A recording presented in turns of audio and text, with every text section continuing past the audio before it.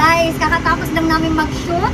So meron kaming short film pero to be announced or to be posted sa next year 2024, hopefully by January. But before that, dahil tapos na kami dito, meron tayong ipaprank later dahil may party kami sa aming former front office sa Marco Polo Davao. So, paprank ko siya ng fake lechon dahil mahilig siya kumain ng lechon. So ngayon, papakita ko sa iyo, nakita ko rin din to sa Facebook kung anong idea ito. So, we have here yung katawan ng saging.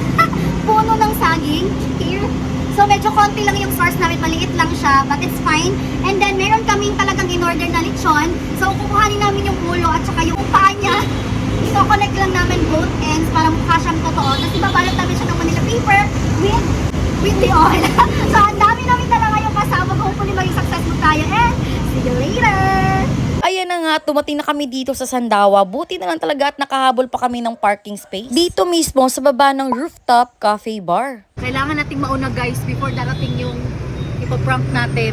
Buti na lang talaga at na-stuck sila sa traffic. Also, the location is opposite to their address. Kaya talagang nauna tayo dito.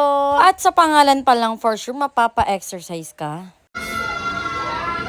And yes, ganun kami magbatian after 3 years, ikaw ba naman? At syempre, pagkadating agad namin sinimulan. At habang tinatanggal ni Sir Mark ang ulo at mga paa, dito na muna ako sa fake lechon natin. Syempre, kailangan nating madiliin kasi baka bigla siyang dumating. Ang dami pa naman niyang pasabog at excited kaming lahat dun. At dahil masyadong payat lang ang ating props, ayan, dinagdagan namin ng karton para accurate sa kanyang ulo at paa. Ayan, tawang-tawa na kami kasi parang totoo talaga. At ayan na nga, ready na siya. Nako, nakakatuwa to. Lalo na't kung alam mo na super addict sa lechon ang ipaprank dito. And of course, bago makalimutan ng lahat, ang ating oil.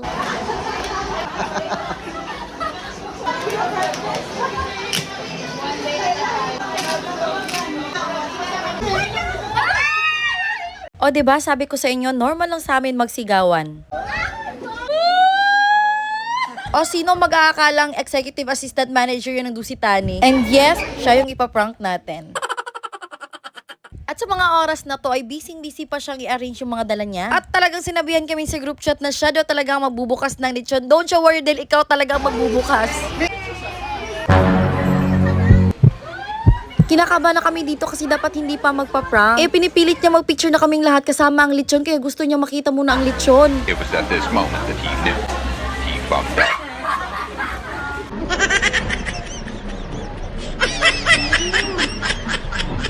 Sarili kong prank, ako yung tawang-tawa sa support yan. Hinahanap niya talaga yung lechon.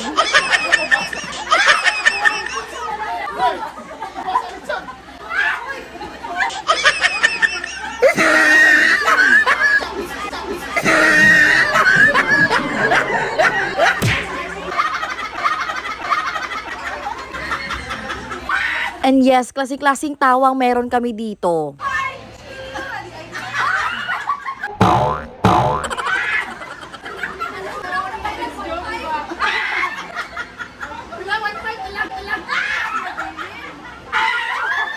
At dahil na-disappoint si Mami dahil akala niya buong lechon ang binili ko, ayan, iti-take home na daw niya ang ulo.